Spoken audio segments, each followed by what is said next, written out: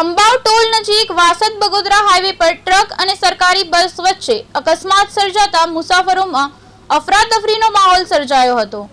મળતી માહિતી મુજબ વડોદરા તરફ જઈ રહેલી એસટી બસને પાછળથી આવી રહેલા ટ્રકે ટક્કર મારતા અકસ્માત થયો હતો। અકસ્માતમાં બસમાં સવાર આશરે 10 જેટલા મુસાફરોને નાની મોટી ઈજાઓ પહોંચી હતી।